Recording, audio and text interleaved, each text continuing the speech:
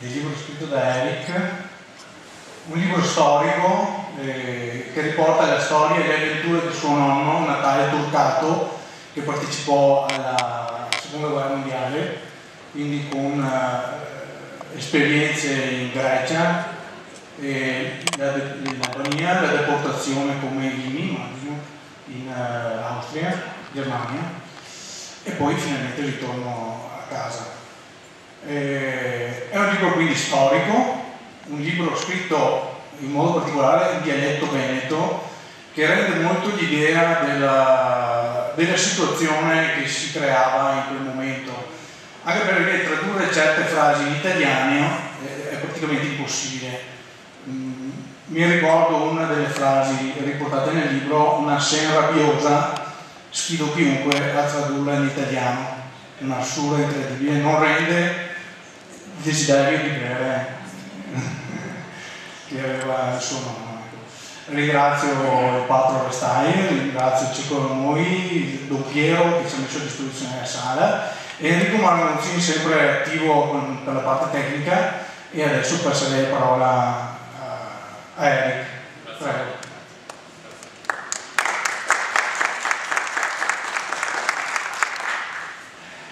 Buonasera a tutti, intanto grazie di essere intervenuti così numerosi e grazie in modo particolare agli organizzatori. Questa sera vi presenterò il libro che ho scritto sulla storia di mio nonno, un libro particolare per due motivi essenzialmente, perché è un libro che cerca di raccogliere successivamente agli eventi quella che è stata la storia di una persona partita dalla nostra terra per andare incontro a un'avventura dolorosa e lunga soprattutto. Un'avventura di 5 anni e mezzo che lo portò dapprima a combattere la Seconda Guerra Mondiale in Grecia, in Albania e in Montenegro, e poi lo portò in Germania come prigioniero. Un'avventura che durò appunto 5 anni e mezzo e che provò fino in fondo quelle che erano e che sono le sue forze. Particolare perché è scritto in veneto, come lui me l'ha raccontato, e questa è stata una scelta precisa che ho compiuto. Per quale motivo? Essenzialmente perché io mi sono trovato a raccogliere le memorie di mio nonno. A un certo punto ho visto che il materiale iniziava a crescere e che quello che avevo sotto le mani non era quasi più un diario di famiglia, ma forse era qualcosa che andava condiviso. Ho cercato quindi di raccogliere, di riordinare questi appunti, come vi leggerò poi dopo, in un piccolo brano che ho voluto inserire all'interno della copertina del libro, in modo ordinato e organico, perché l'idea era appunto quella di creare un piccolo volume che potesse tramandare alle altre persone quella che era stata l'avventura di mio nonno. L'avevo tradotto perché ritenevo che così andasse fatto, ma una volta arrivato a circa metà del lavoro mi sono reso conto che rileggendo quelle frasi non mi trasmettevano le stesse emozioni che il racconto di mio nonno riusciva a farmi provare. È un piccolo brano che vi voglio leggere e che spero vi faccia capire le motivazioni che mi hanno portato a compiere queste scelte. Qualche anno fa scommissi a notarmi tutte le storie che mi contava mio nonno. Non so neanche a me perché. Mi pare quasi che la mia coscienza la me lo ordinasse di farlo. Da una parte ho attaccato il lavoro perché mi dispiaceva che le sue memorie le andasse perse, ma non c'era niente tutto lì. E c'era qualcosa di più profondo, che allora non capiva. Fatto sta che, tempo dopo, mi coccata in mano un bel pacchetto di pagine scritte per dritte e per verso, mezzi scarabocciati. E si sta lì che, guardandole, mi sei di non capivo perché mi era venuta questa idea. Non c'era mia solo che le storie del mio nonno che voleva tramandare, ma anche il suo modo di parlare, tutte quelle espressioni che lo parava e che da ormai non c'era più abituato a sentire. A rileggerle mi è venuta la pelle d'oca, me lo ricordo come che fosse adesso. Mi pare perfino impossibile che queste parole, queste frasi, le potessi farmi provare tutte queste emozioni. Sotto gli occhi che aveva un tesoro grande, che compensava subito di spartire con tanta altra gente. È stato così che si partia a questa mia avventura, che la mega portò a pubblicare il libro La storia degli uomini senza paura.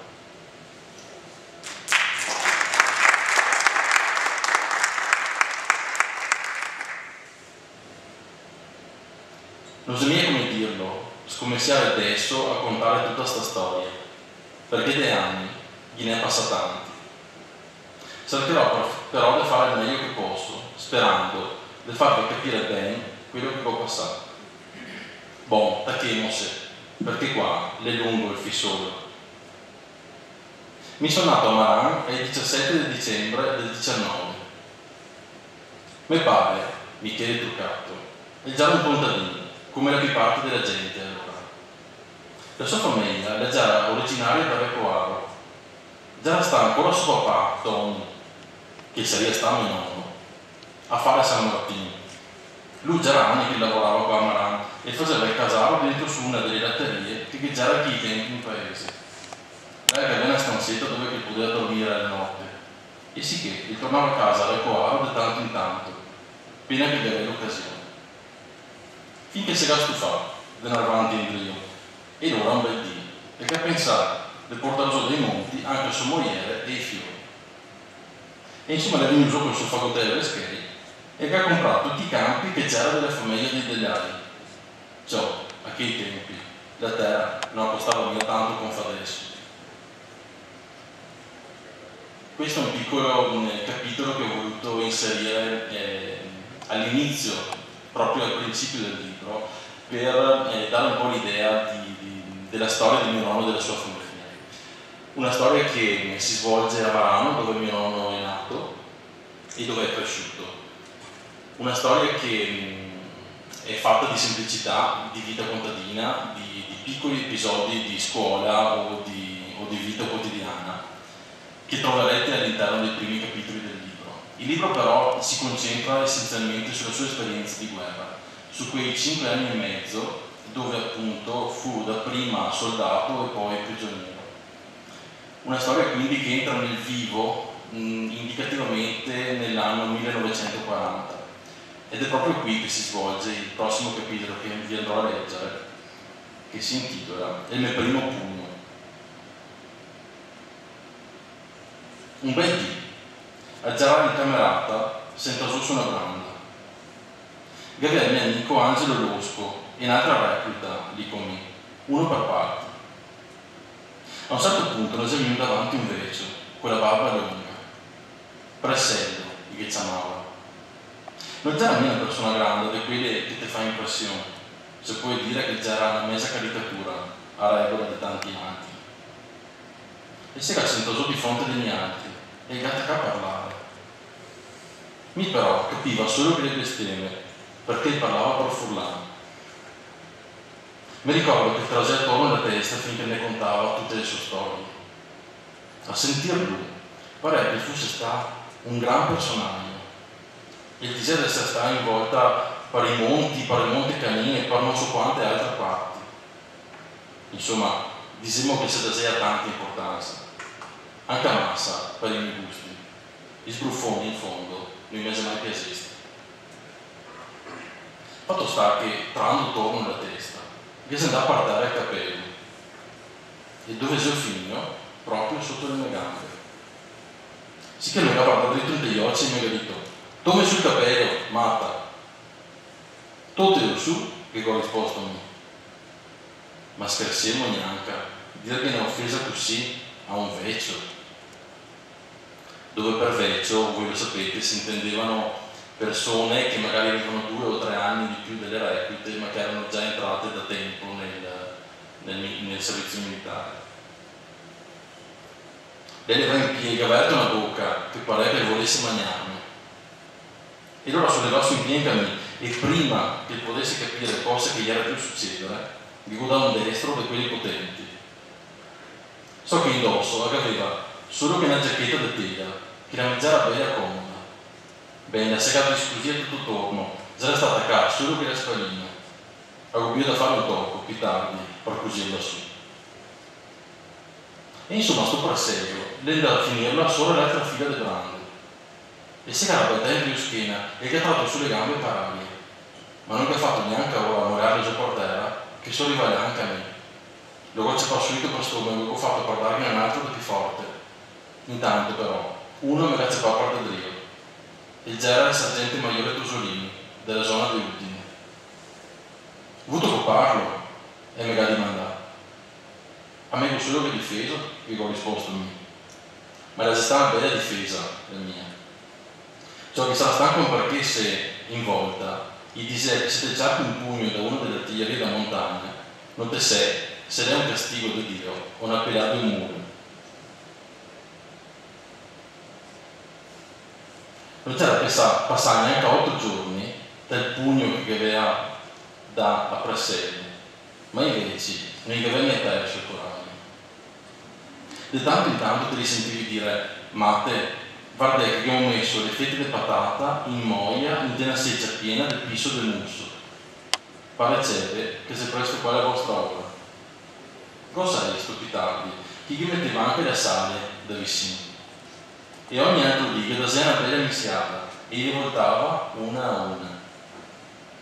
È bello se che gli ufficiali sapeva tutto, ma non gli diceva niente, perché già era d'accordo qui invece.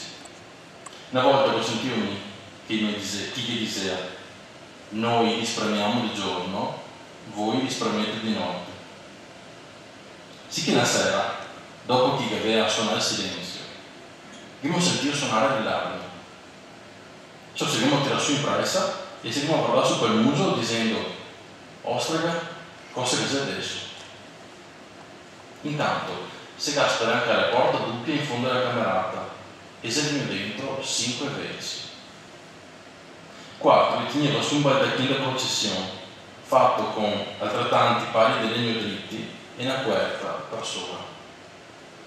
Sotto sto baldacchino viaggiava l'ultimo della compagnia, con un isolo bianco a fargli da mantello. E in mano questo che aveva una seccia mesa piena di quelle famose fette di patata. Cioè, visto così, a me c'era sulla sinistra e ho visto tutti i miei compagni in ginocchio in fondo alla branda, con le manine giunte. Voi ti vado a vedere anche un certo Bortoleaso da Vicenza, un mio coscritto. E sarà stato 10-15 kg di epidemia. E so che aveva il naso schizzato perché faceva fucilato. E allora questi 5 briganti gli si andava dal primo della figlia, gli cadeva in bocca una fetta di patata, dicendogli in onore del terzo montagna, ciappa sta patata e mangia. E lui l'aveva tolta, cosa che mi ha dato a ridere. La gamma ne aveva fatto una faccia trista, che mi aveva fatto infine peccare. A fame un mese di mio. Fatto il primo, mi si passava il secondo. Si chiese arrivare a me, che già era il terzo della figlia. Mi già resta fermo, quieto, buttato in branda. A quel punto uno di 5 mi ha domandato, e ti? Cioè che aveva una faccia da sciaffe, che l'avevo ancora presente qua, davanti agli occhi. E mi, a sto bene così, vi ho risposto. Ed ora, invece che una, te ne già più 10. Si parte sgrassia e gli riempie, non vi sparagnava un cassotto neanche se credete portare via a testa. Fatto sta che si andava via, e così tutti gli ha fatto la sua comunione, come dei buoni pandori, tutti fuori che me. Cioè un poco che fosse stato istruito da mio papà avanti in dar via soldato, un poco che fosse stato selvaggio come mio, fatto sta che iniziava a pareggiare tutto. Ed è per quello che i miei compagni d'armi mi chiamavano Ioni senza paura.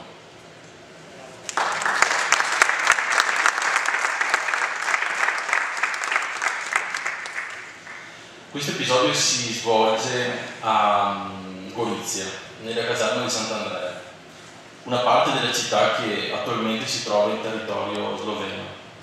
Mio nonno infatti fu mandato a Gorizia per un periodo di preparazione pre-militare, pre-guerra. Durò pochi mesi, prima di essere mandato al fronte.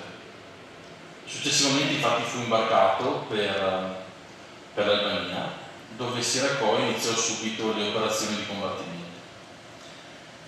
Dall'Albania fu poi mandato in Grecia e quindi in Montenegro per sedare delle rivolte che erano avvenute da parte partigiani montenegrini in seguito all'occupazione tedesca di quelle zone. È in questo ambiente che si svolge il prossimo capitolo che vi andrò a leggere, che racconta del suo periodo di Vicenza. Già il 2 settembre del 42, sono partito dai Balcani per venire a casa in Vicenza. Già era 2 anni e mezzo giusti che c'era via. Che la mattina mia e Manuel, un mio amico, siamo partiti corsa come 2 lievori, sopra il sentiero in mezzo ai boschi. Siamo arrivati in fondo e abbiamo cattato il camion che ne aspettava. Siamo montati su e ne ha portato a Cattaro. Là siamo stati fermi 5 dì prima di imbarcarsi. Mi ricordo che una sera accompagniamo su quante sardelle e di notte mi svegliavo che aveva una segna rabbiosa. Sì che sono da bere alla fontana, che però non la pissava neanche. Dico che uno che mi ha detto che la sarava da notte.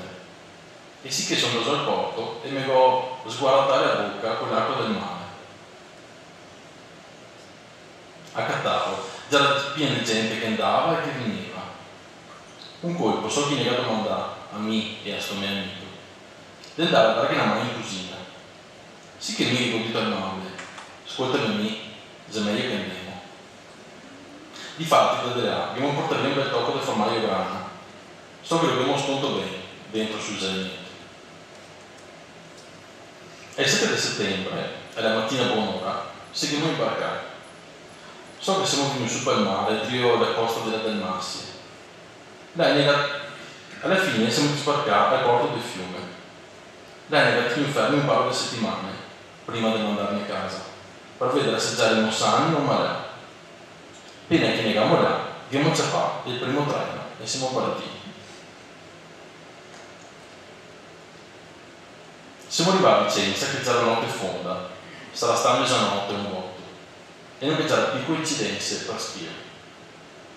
Già era un bel cepetto di alpini, so che siamo andati a bere alle parti della stazione, ed era uno nebedito, che andiamo su a Montebello. Sì che siamo andati, tanto cos'altro che avevano da fare. Da seguiamo sentato fuori sui scalini del Cesa, siamo stati un bel tocco finché seguiamo in Dormesano. La mattina d'io, già il 29 di settembre del 42, mia e Mauro siamo andati in stazione dei treni che c'era appena spuntato il sole. Io non c'era il primo treno che andava su a Schio. E cosa non stava verso Tiene mi ha detto: ciò, ma non te ti smonterai mia maranno? Dai, vieni con me fin Schio, che non bevere il voto di vino alla grotta. Dai avanti, non sta a farti pregare.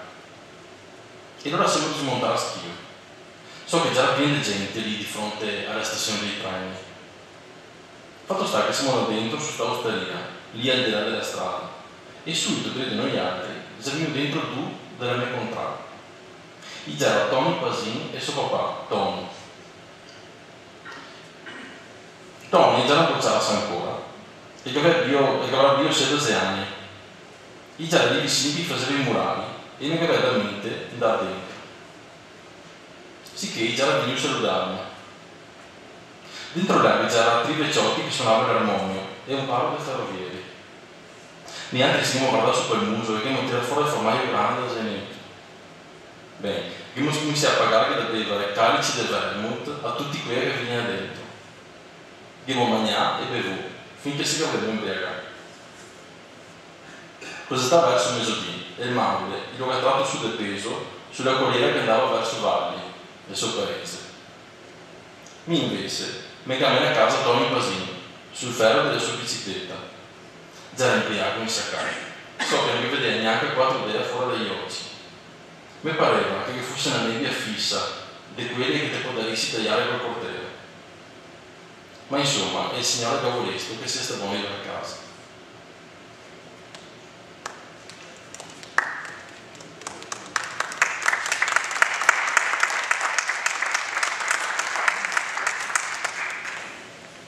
Due o tre di dopo, che già ero in casa, mi si è capitato il male. Che la volta mi aveva detto: sei tu che sei venuto a casa mio papà dalla Francia? Mi non lo aveva mai visto prima di adesso. le sempre sta via a lavorare. E ora siamo da subito dai carabinieri, che ha scritto so al nostro comando. In risposta a questi, gli manda su 12 giorni di licenza straordinaria, oltre a quella che saremmo usati a fare. Bene, che volete me. Non stava in mente Rino, a te aspetto volentieri, non mi appressa ad andare via. E così ho fatto. Sì che su sta casa in cammino 12 giorni in più del mese di licenza che ne aveva. Mia madre siamo arrivati al corpo ai 19 del novembre. I nostri compagni già la fermi a scutteri, appena dentro in Albania. E la volta mi ricordo che Rino io se lo davo volentieri. Invece a me mi aveva detto: Turcato, ti sei escluso da tutti i servizi in attesa del processo. Meglio, dico dito a me, così è manco mi era a posto. Passato qualche dì, un colpo, so che sono da dentro sulla mia tenda. Che avevano 2 copertine da campo paromo, in dotazione, e ho visto che me ne mancava una. Non mi era mai sparito niente fino ad ora, e mi è nessun nervoso che non avevo più visto. Sì che sono andato al sergente maggiore Tosolini, che ho tirato fuori la baionetta davanti agli occhi e che ho domandato: le avevi detto sta qua, Tosolini? Sì, e gli ha detto: perché? Se sapesse chi che mi aveva portato via la copertina, a voglia consumare che la lama a forza di scusarlo. Fammi una carità, vai là, ordine mio, va su in fureria e toglimi una di nuova. Fatto sta che così ho fatto, e tutto si finì lì. L'8° giorno, dal mio rientro al corpo, finalmente mi va a chiamare a porto. E allora sono andato verso l'ufficio del colonnello e ho battuto sulla porta. Avanti, e mi ha detto, stando dentro. Sì che mi ho aperto la porta e sono andato verso di lui. Le prime parole che mi ha detto è stata: bel coraggio ciò, con quella faccia lì, che te presenti da me. Perché aveva visto che mi c'era venuto dentro senza paura, con un mezzo sorriso sulla bocca. Cosa credevo che fosse andare là lagrimando, e mi è venuto infine da ridere. Ti lo sapere manco perché ti lo chiama qua, vero? De preciso no, signor colonnello. Ma ti lo sapere manco che ti sei venuto con 12 giorni di ritardo, o no? Sì, signor colonnello, e mi avevo visto pentio. Ma te sei sta a casa?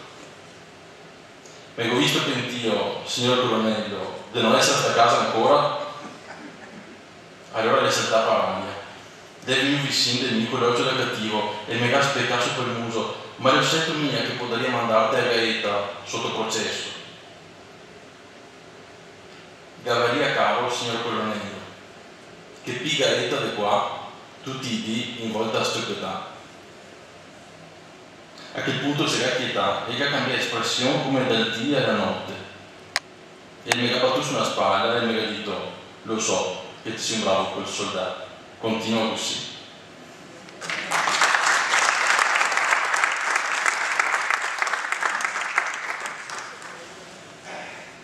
Questo è un episodio che si svolge appunto al rientro di mio nonno dalla licenza. Un periodo che era stato felice dopo 2 anni e mezzo di assenza da casa. Cosa lo aspettava adesso? Essenzialmente la continuazione degli scontri che facevano parte di quella che era stata la campagna di Grezza e quindi l'occupazione definitiva del territorio greco. Arrivò poi il periodo forse più difficile per mio nonno e i suoi compagni, perché stava arrivando quello che loro non potevano prevedere. È in questa condizione che si ambienta il prossimo capitolo, che si svolge appunto in Grecia, precisamente nella città di Giannina, in una data fatidica, l'8 settembre del 1943.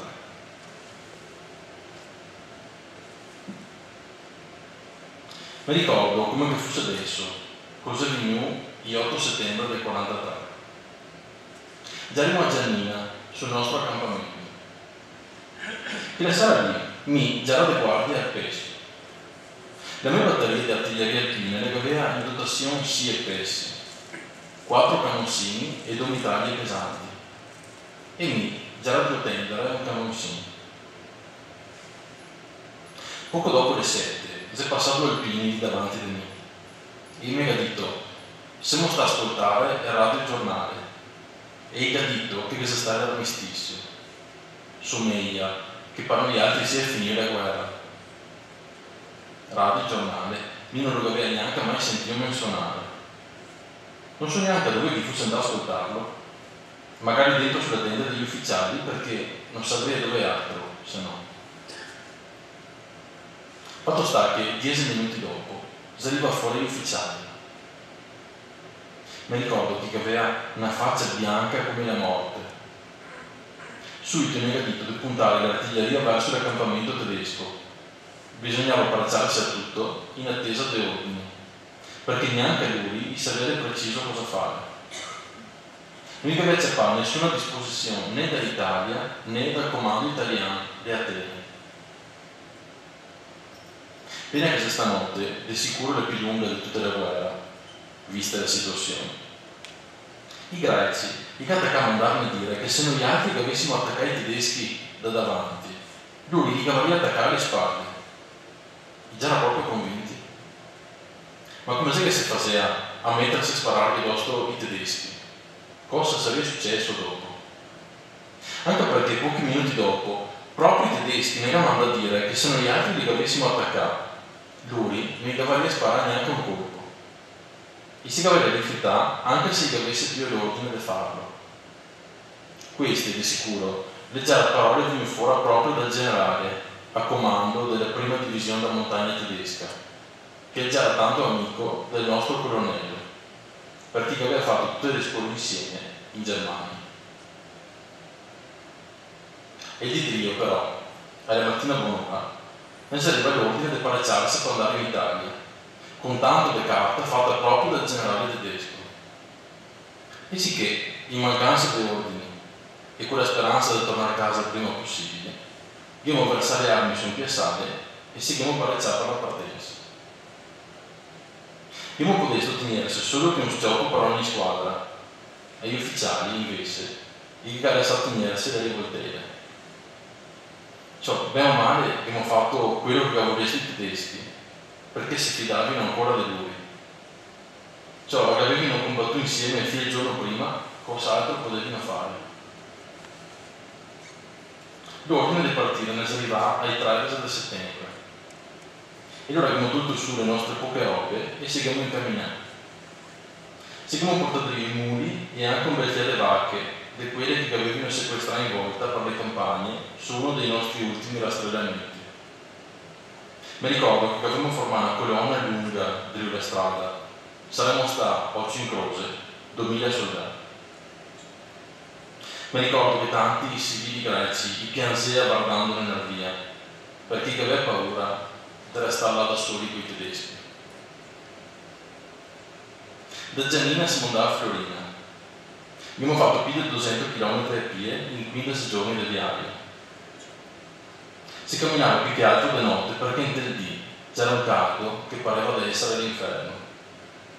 Lì a Florina i nostri ufficiali avevano due greci del posto, le bestie che ne c'erano arrestate. Con i schetti che acciappavano, abbiamo potuto comprarsi qualcosa da mangiare per viaggio, perché da ormai le nostre scorte le toccava scarseggiare. So che abbiamo prodotto più che altro pane, perché costava poco e si conservava meglio. E si che abbiamo acciappato il treno. Dopo averli consegnato ai tedeschi anche le poche rivoltelle e scioppi che ancora avevano con gli altri. Siamo montati sui vagoni che si adoperava a portare in volta le bestie, in 60-70 ognuno. Siamo stati 16 dì in treno prima di arrivare alla destinazione. Mi ha fatto fare un giro della malora perché dalla Grecia siamo andati dentro in Jugoslavia e da lì siamo passati alla Bulgaria, la Romania e l'Ungheria finché siamo arrivati in territorio tedesco, in Austria. So che un colpo, proprio finché c'eravamo in Romania, e il treno si era fermato su una stazione. E lì il mio amico Rino mi ha detto che sono un borghese qua fuori, e mi ha detto che Gavaria due vestiti da darne, se volevamo. Dai, andiamo, dismontiamo e stiamo qua, a sentir lui, somiglia che si doveva portarmi in prigionia. Ma intanto il treno si partiva. Se non c'era facile che fossimo saltato sul serio, la ghiera di quelle distensioni di campagna che nessuno ne aveva riaccattato. Ma sarissimo sto buoni di venire a casa dopo. Non so come che sarei andato a finire. Possiamo stare a Innsbruck, in Austria, e il treno invece che girare in su verso l'Italia e viaggiare in su, verso la Germania. Se sta allora che i nostri ufficiali, che da ormai gli aveva esaminato assai la foglia, gli ha capito il tranello che ne aveva fatto i tedeschi. Altro che portarmi a casa in Italia, lì come ho capito di essere prigionieri. Se lo capissimo saresti prima, di sicuro qualche giorno mi avrei provato a scappare, ma da ormai già ero in mano della poglia. Se sta questo imbroglio che negava dentro in Germania.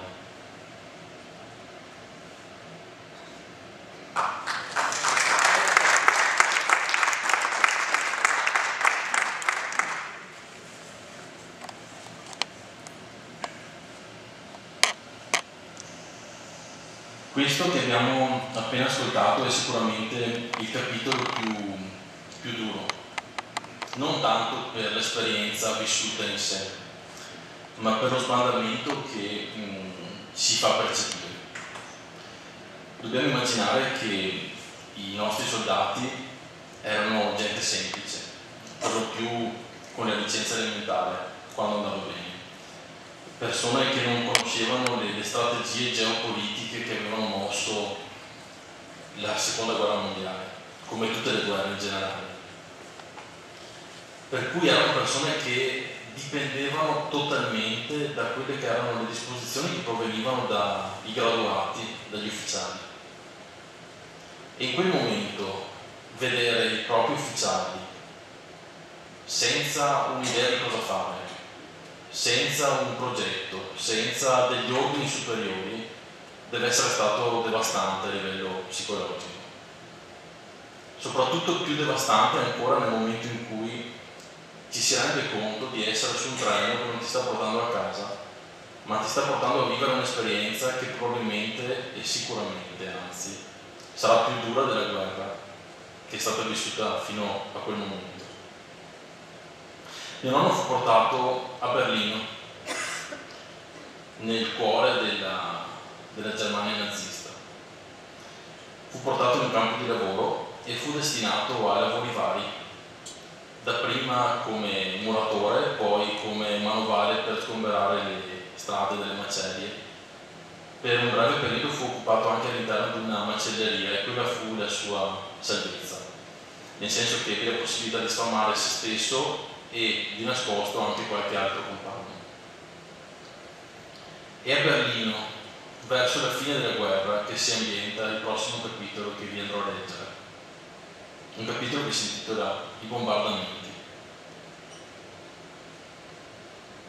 Berlino, la già tanto grande. A quei tempi la già era 50 km lunga e 40 km larga, ma dentro vi c'era anche parchi e boscaglie, dove si poteva andare alla caccia. So che i siori gli arrivava l'acqua di treni e sicché gli si poteva occupare lievoli e caprioli. Però non poteva mai andare sempre. Mi ricordo che faceva la stagione venatoria solo che per un paio di settimane all'anno, giusto che per dargli una sciarada a ste bestie. Ma da ormai è già la fine della bella vita, anche per chi che si aveva spassato fino ad ora. Col tempo, difatti, vi avete che essere sempre più bombardamenti. Già era sempre gli americani a farli. Gli arrivava questi ciappi di apparecchi che non te li vedevi neanche a fine. Ogni tanto passava anche qualche apparecchio inglese, ma solo per fare una stante di ricognizione. Proprio perché Berlino era già una massa grande per pensare di pestarla tutta sul colpo solo. Quando gli passava a bombardare, gli cepava solo una zona della città, ma la zona che cepava e la metteva in ginocchio. Poi che finito, restava in piedi solo che qualche murasso. A quel punto mi ricordo che c'era ciappi intieri dei soldati tedeschi che andavano in volta per le strade a cantare per tenere su il morale delle gente. Chi già era bravi a fare propaganda. Ciò che già era arrivare gli apparecchi americani, ti sentivi che attaccava a suonare le sirene delle contrarie. E allora ti scappavi a sconderti da qualche parte e intanto ti vedevi sti ciappi di oselli di ferro che ti passavano sopra la testa. Prima di tutto, arrivavi in caccia, che io venne pareggiarvi la strada ai bombardieri. Tante volte però andavo su bassi a mitragliare le fortezze delle contrarie tedesche. So che queste strutture avevano muri di cemento armato larghi 4-5 metri e insieme aveva un piano dove c'era cannonsini e mitraglie pesanti sempre apprezzati col colpo in canna. Si che arrivava alle squadriglie di aerei da bombardamento messi a forma di punta di frecce.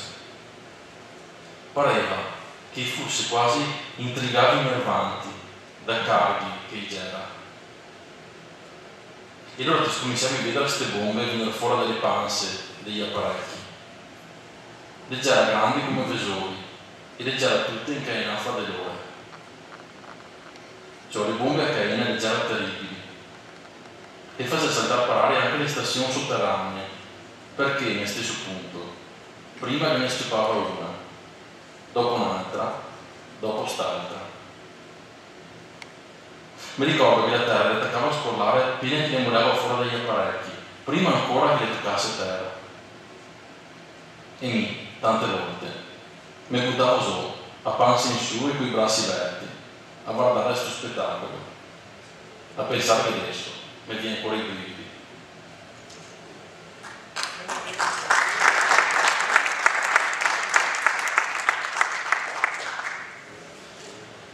È un capitolo crudo, un capitolo che ci fa capire quale fu la sorte dei nostri soldati, che si trovarono in quel momento ad essere in una situazione veramente tragica, perché non solo erano prigionieri, non avevano neanche la dignità di prigionieri. I prigionieri italiani infatti erano considerati di secondo grado rispetto a un tradizionale prigioniero di guerra. Per quale motivo? Perché il sentore comune da parte della popolazione tedesca è che gli italiani avessero tradito la Germania, perché con l'armistizio dell'8 settembre del 1943 cambiavano di fatto schieramento. Per cui per i nostri soldati trovarsi non soltanto in prigionia ma anche in una situazione, in un contesto di questo tipo, in modo particolare quando le forze alleate da una parte e le forze sovietiche dall'altra iniziarono ad accerchiare la città di Berlino, fu veramente devastante. Nel maggio del 1945 mio nonno fu catturato dalle truppe sovietiche che avevano invaso la zona di Berlino Est dove lui si trovava. Fu portato quindi in fretta in una zona orientale della Germania, che attualmente si trova in Polonia, dove fu rinchiuso in un altro campo di lavoro con la speranza di essere portato a casa. Si seppe più tardi che l'intento dei sovietici non era quello di mandare a casa i nostri soldati, bensì quello di portarli in un altro luogo, ben più peggiore, che era sostanzialmente la Siberia. Per fortuna ci fu in qualche modo l'opera delle Nazioni Unite che fece pressione sulla Russia di allora e riuscì a far portare a casa i nostri soldati. All'interno di questo contesto però si svolge il prossimo capitolo che vi andrò a leggere, che si intitola Torsù patate senza far fatica. In ultima, verso la metà del settembre del 1945, Agera restava senza gravida ormai, a forza di tacconarle su.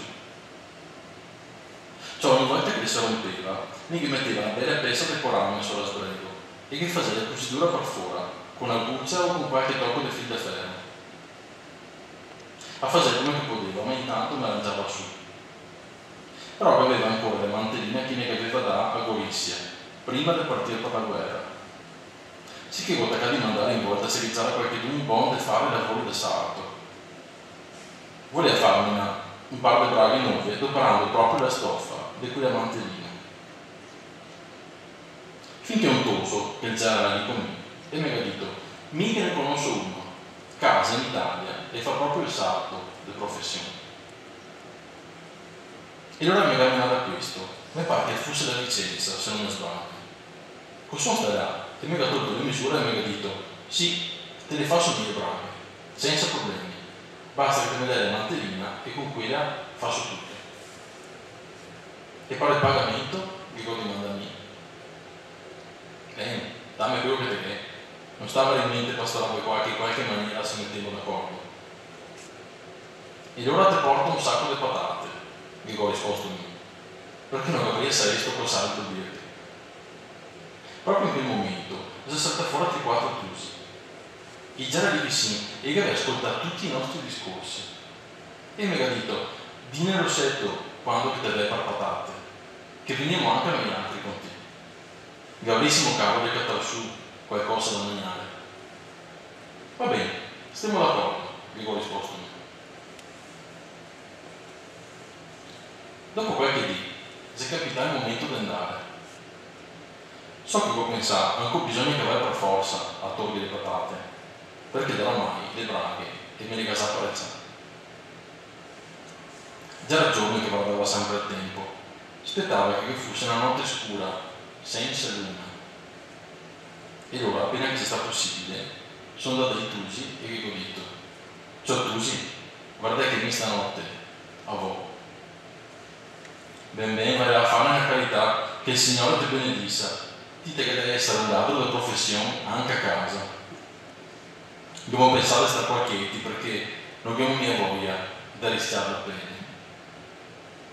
Sì che sono da solo, col messaggio su una spalla.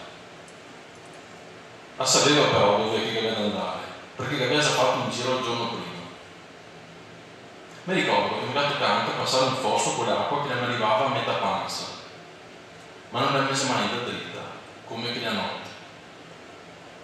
Difatti, appena arrivava sul posto, uno dei tanti campi di patatare che viaggiava là, lo sentivo un fiero movimento. E allora sono davanti pian pianello, ma non vedeva niente perché già era proprio scuro orco. Questo stava a 5-6 metri da dove che veniva sto rumore. Avevo fischiato piano e si era sentito subito silenzio. E allora avevo fischiato una stampa più forte. Beh, si era sentito gente scappare via come che fosse stato un branco da caprivoli. E mi avevo infilato da ridere e sono andato. Fatto sta che per terra c'erano tutti i fagottelli pieni di patate. E lì ho svoltato tutti quanti dentro sul mio sacco, ma non li ho neanche stare tutti. Mi ha dato da sale per terra, un fagottello messo pieno, sa apparecciato. Sì che volevo le bocche del mio sacco e sono tornato a casa contento. E la mattina Dio vi devo portare il sacco in cambio delle braghe. Un paio di giorni dopo sono passato via proprio per di là e ho visto il padrone del campo, un borghese tedesco, che già drincava sulle patate, o meglio, quel che sarà stato per terra. Sì che ho pensato di andare là a far dolciato. Appena che sono arrivato, avevo detto, ciao, gli te una mancua a torsare le patate, o no? Gli capisco proprio bene. Guarda, ciao, quante mazze che viene manca, in quanti geri. Tasi mi ha risposto. E pensare che io ho tenuto anche lo scioppo e mi ha fatto proprio sotto il naso. Se solo che avesse saputo cosa che gli era successo. Ma non poteva neanche immaginarsi. Ho sempre io un muso dottore.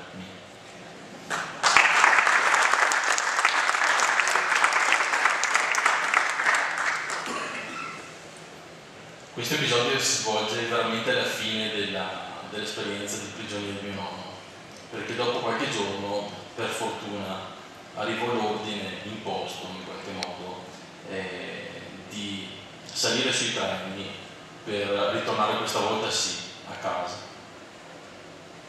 Fu un viaggio molto lungo, non tanto per il tempo, ma forse per le speranze, che erano veramente grandi. Quelle speranze che crebbero continuamente fino al momento in cui mio nonno fu vicino, fisicamente vicino a casa sua. Ed è proprio in questo luogo fisico che si svolge questo capitolo che vi vado a leggere adesso. Siamo rimasti a stazione Vicenza verso le 10 del mattino. Già era il 2 ottobre del 45 e già da 3 anni che non tornavo a casa. Insieme con me viaggiare a Natale Spinato. Poi siamo rimasti insieme a Marano. Natale Spinato venne a casa. Mi sono da accattare mia sorella più vecchia, la Rina, che resta lì, poco distante. So che dopo le magari prestare su bicicletta per far prima arrivare a casa, ma appena che sono venuta su, finché già era ancora in corte da ella, gocce pa un ciotto lungo 5 cm. Go scusare allora e si che mi ha dato per la sabbia da tutto. A quel punto sono da casa a piedi. So che già era subito mezzogiorno. A voler quasi fermarmi a bevere un giosso alla fortuna, l'osteria che c'è ancora, lì vicino al piazzetto di Santa Maria. Ma appena che sono lì, avevo pensato, no, è meglio di no. Se no dopo bevo massa e so anche a stomaco vuoto. È meglio che vai a casa, che tanto adesso col tempo devi venire qua ancora. Sì che sono a casa diretto, camminando sveglio. Su per la stradetta di casa mia, guardavo mio fratello Beppi. E già anche a Tony Finanza insieme con lui. So che già devo caricare sulle 2 amme su un carretto, col forcone. Quanto contento che è stato a vedermi. Insomma lì, con da cacciacolare con lui, ma tutto un colpo Beppi. E me l'ha dimandato. Ma chi sei sto uomo qua? Ti lo conosco. Si vede che non me lo vedi neanche conoscesto. Cioè già una boccetta ancora, mi mancava da casa da 3 anni. Si che Tony Finanza che ha trovato via il forcone e che gas beccato. Ma non vedete niente che ha detto fratello. Mi ricordo che mi devo fermare lì in scianta, perché aveva paura di andare a casa. Già era la roba che aveva desiderato di più per tutto il tempo della prigionia. Ed adesso che già era lì, non aveva neanche il coraggio di mettere un piede dentro della porta. So che sono stato fermo un tocco sul primo scalino, neanche buono di muovermi. Ma dopo mi avevo deciso, perché aveva massa voglia di vedere la mia famiglia. Beh, che mi ho visto venire dentro, mia mamma si è messa a piangere. Mio papà invece è andato subito in camera a tornare una fiasca di bimbone.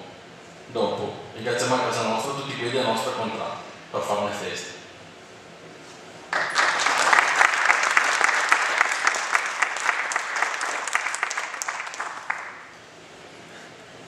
Con questo capitolo in qualche modo si conclude l'esperienza di guerra e prigione di mio nonno.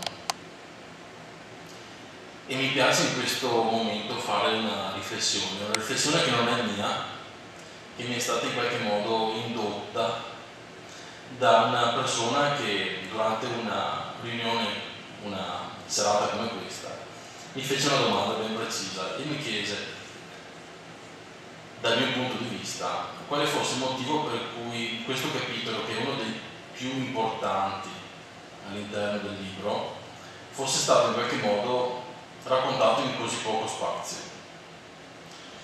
Chi avrà la possibilità di leggere tutto il resto del libro, infatti, noterà che molti episodi, molto meno importanti, sono raccontati con maggior dovizia di particolari e anche fisicamente occupano uno spazio più importante.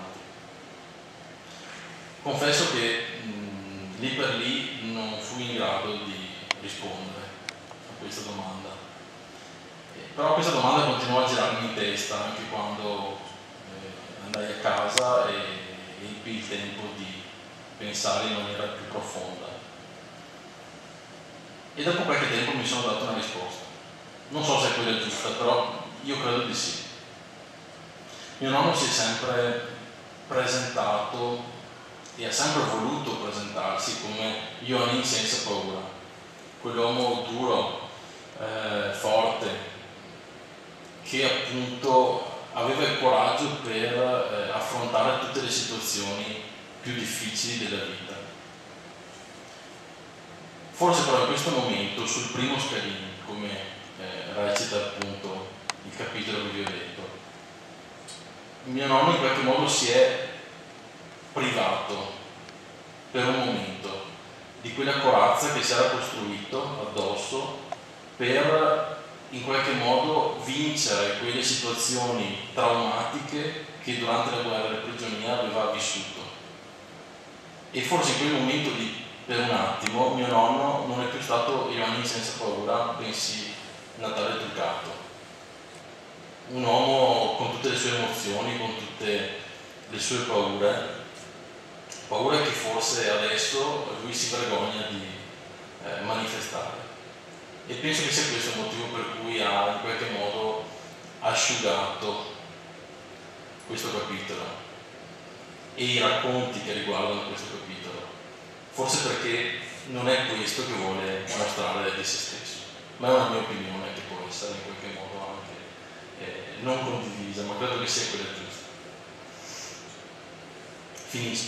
Finisco con una riflessione che ho voluto inserire all'interno del testo e che poi sarà arricchita con una piccola video intervista di mio nonno che ho voluto fare per farvelo conoscere. Ecco, questa è la mia storia. Per raccontarvela che ho messo molto del tempo, ma spero al manco che per voi altri sia stato bello ascoltarmi. Ciò, con era giovane mio, so che restava a bocca aperta finché ascoltavo le storie che mi contava i vecchi. Da ormai sono di invece anche me, ma il mondo non è più quello della volta. Adesso tutti corrono, tutti spessega e non c'è più tempo per niente. Ma sa dire cosa che vi dico io? Da sé che spessega, da sé che corra. Intanto noi altri come c'è quella del gusto, come che si faceva stiani. E credime se vi dico che non c'è maniera più bella di passare il tempo che il Signore ne regalerà. Grazie.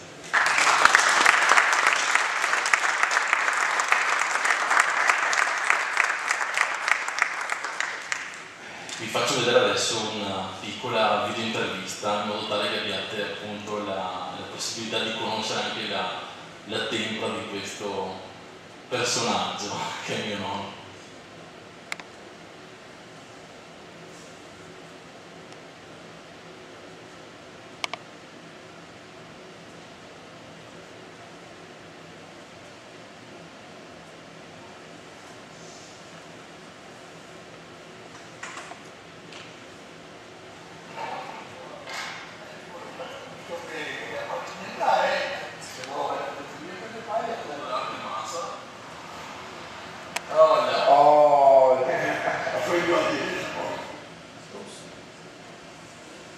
Sì, ai 9 di marzo del 40.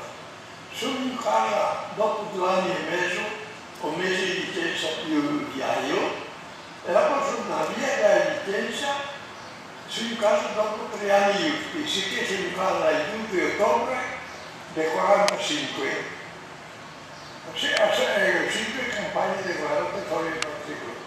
Ogni campagna di guerra è sempre un anno sempre sta intorno alle operazioni. Questo nome qua abbiamo chiamato via, no, via sono stato leone e casa un coglione. Quando sei che ti cominci a contare la storia? È da piccolo. Fin da piccolo te lo sì, perché mi viene al campo insieme, il nonno qua non andrà. E non ricordo una volta qua di buscare che era. Sono cascato da stampa, non la so, cosa come c'era, le posture mi abbassano. Da piccolo sempre cominciava così non si volta le cose. Ma sei contento di questo? Sì, perché ha detto là, poi chi mi dice così, io diceva tra di me, mi dico, ma saprai, perché gli do comunità dei mondi, dei potere, perché gli ho combinato tante, gli ho combinato. E ti cosa sei che te ne dici? Anche dico, mi sono sempre stato fortunato, sono sempre stato protetto. 2 anni fa è stata la licenza di negare la medaglia a me. Che io sono stato il presidente del prefetto, presidente, e che ho visto che spiegano una figlia piccola. Lei era con la medaglia in mano, in Malaga, ascoltarmi il campo con la medaglia in mano, e io spiegavo un articolo di che a volte così, casi di licenza. Se per tornarci in Dio, come faresti? Amico, te la tempra però anche un po', però dietro adesso che il tempo è lì. Anche adesso perché mi vedo tante storie che sprecherei su. E se non so mia, uno che non crede, no, sono credente, non credente. Ti, partito combattuto, cosa è? Insomma, te sentivi che prima che ha fatto la guerra mondiale e che ha vinto la guerra ha perso il portafoglio. E questa guerra qua ha perso la guerra e ha vinto il portafoglio, è quello che ha detto. E così siamo tanti giustamente che manco un ricordo che la gente capisce.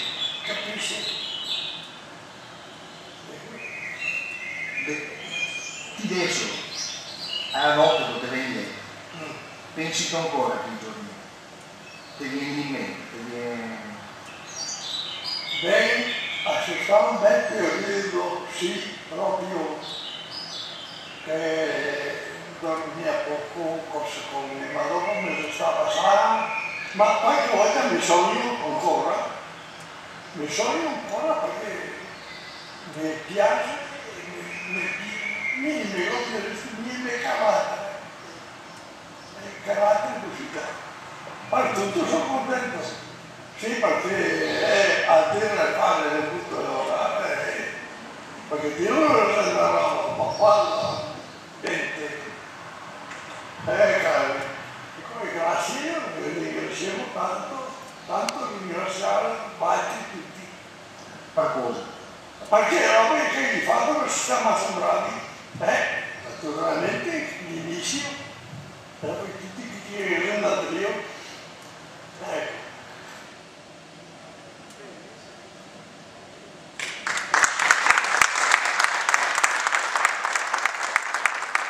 Grazie a Eric per il grande lavoro e chi vorrà, prima di tutto se qualcuno ha qualche domanda da fare a Eric può farla tranquillamente. Anzi, molto volentieri. Nessuna domanda? Questo è un momento che solitamente può essere di 2 tipi, o imbarazzante nel senso che nessuno chiede niente, oppure l'inizio di una presentazione ancora più lunga rispetto a quella che c'è stata finora. Vediamo come andrà stasera. Spunti mi sarebbe un disastro proprio come membro del GRASPO potrei partire dal dialetto, nel senso che in prefazione più che era fatta, scusa se te do del tipo da essere no. No. Così ho messo. No, 95 anni. In fase di presentazione gli ha posto il problema se non fosse stato preferibile esprimerla in italiano. E io dico che per personaggi di questo tipo, in cui la realtà, la vita era dialetto, cioè il trasferire in italiano era passare in un mondo completamente diverso. Mi viene sempre in mente un'espressione di Meneghello quando dice che i bambini che andavano a scuola entravano in un mondo assolutamente virtuale e citava l'esempio tipico là dell'uccellino e dell'oselletto, no? Che l'oselletto è vivo, scappa, lei è la vita, e l'uccellino è che sta dentro sui libri, morto, là fermo, eccetera. Con guaio anche diceva che un po' Rotosetto il poter sbagliare 11 volte a scrivere quella parola lì.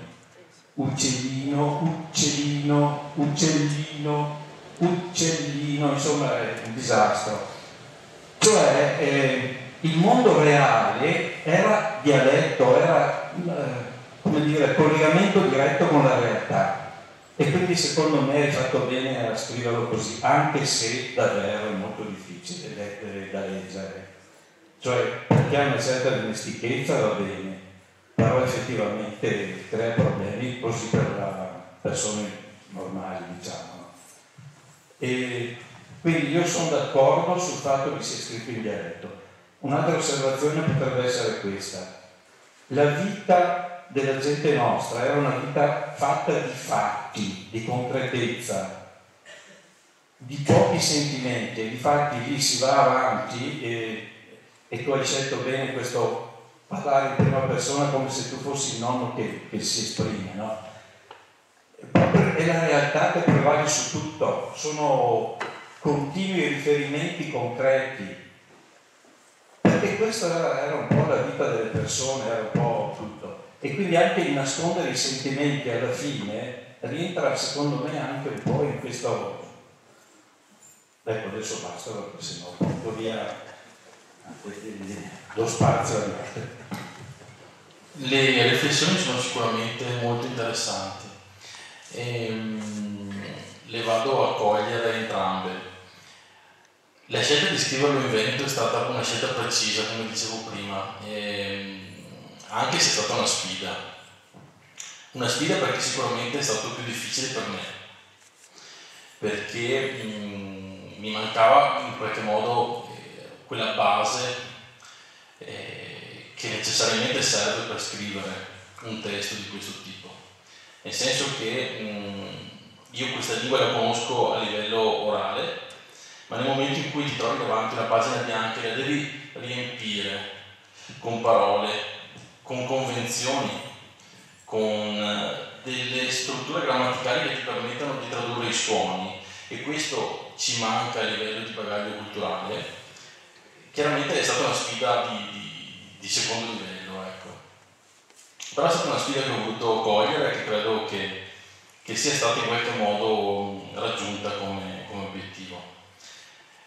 Leggere questo libro è bello nel momento in cui in modo particolare lo si fa quasi tutto d'un fiato, perché quelle convenzioni che ho usato, che ho comunque raccolto all'interno di una piccola appendice alla fine del libro, e se lo leggi tutto d'un fiato ti dà la capacità di capire subito al volo queste convenzioni e poi di ricordartele per tutta la durata della lettura.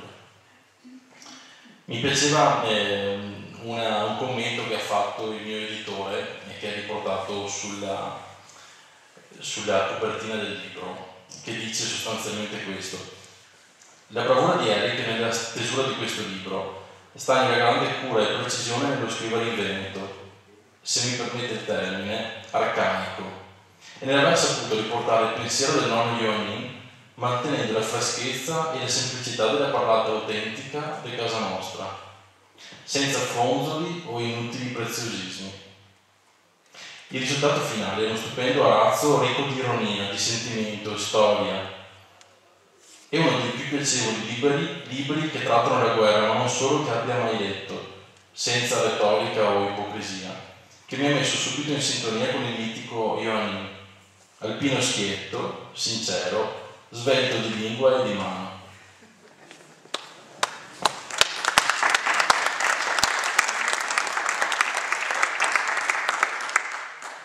Per quanto riguarda poi la seconda osservazione, sono d'accordo. Come dicevo prima, i nostri soldati erano abituati a essere persone molto concrete, persone contadine, persone che ubbidivano tante volte agli ordini che arrivavano, che non erano abituati a filosofeggiare, per cui sicuramente questa è stata anche la forza che ha permesso a mio nonno e a tutti quelli che hanno vissuto un'esperienza di questo tipo, perché persone come lui ce ne sono state una, due o tre o quattro addirittura in tutte le nostre famiglie. La mia fortuna è stata quella che mio nonno è stato uno dei pochi che hanno voluto trasmettere questa esperienza, perché in molte serate mi viene fatto presente che anche a me avevo mio nonno, mio papà, mio zio che che ha fatto la stessa storia, però non mi ha mai contato niente. Però quando che vedeva il telegiornale, il servizio sui posti dove che già sta, e si metteva a piangere, ma non mi ha mai contato niente. Ecco. Questa è sicuramente una cosa che mi ha colpito ed è il motivo per cui ho deciso, avendo avuto questa opportunità, di trasmettere quelle memorie che lui mi ha dato e cercare di condividerle con il più possibile delle persone. Qualche altro intervento? Allora vi ricordo l'attività del comunale. Posso dirti che non sono d'accordo con il tuo modo di scrivere il dialetto? No, nel senso che, perché in certo senso complicare le cose semplici, e soprattutto nell'uso della X. Perché, per esempio, non so, la S dolce, no? Se ti scrivi paese, no, diciamo casa, la S in mezzo si rese comunque dolce tra due vocali e non è il caso di usare la X. Dopo te usa anche la L, la cosa che ti diciamo, polacca, non so, una cosa del genere. E quando hanno gli altri non la in uso, piuttosto verso il trevisano e bassanese, peggio ancora. E, non so, Meneghello per esempio, che ha scritto un po' di regole, eccetera, che le tende a semplificare al massimo in modo che uno che si approccia così all'inizio non trova complicazioni. Ecco, quindi dal mio punto di vista, ma avevo un po' quel pallino lì e mi sono documentato abbastanza per un attimino complicare le cose nella grafia del dialetto. Scusa se tu. No, ma è una giustissima osservazione, nel senso che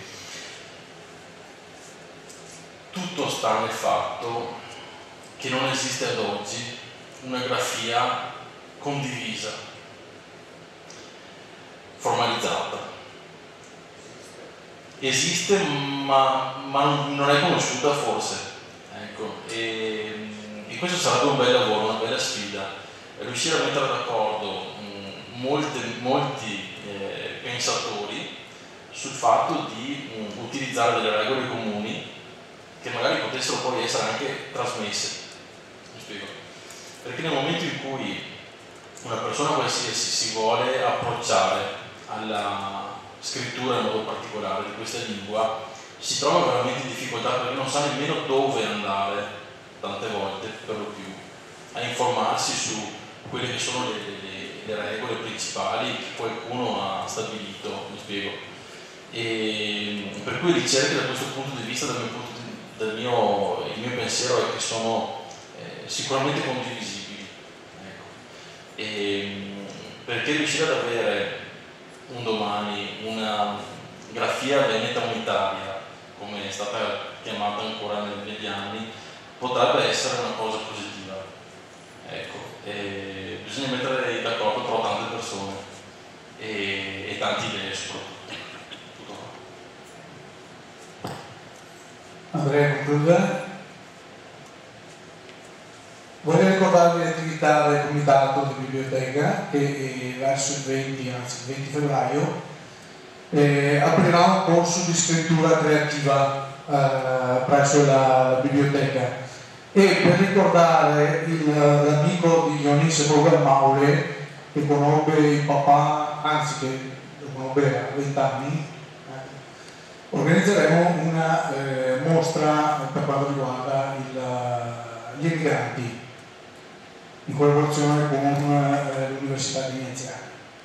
Vi ricordo che all'esterno c'è allestito il bar, chi ha piacere qualcosa lo può fare, e è lì che è a disposizione per firmare la sua opera per chi fa piacere acquistarla. Buona serata e grazie ancora ad Eric.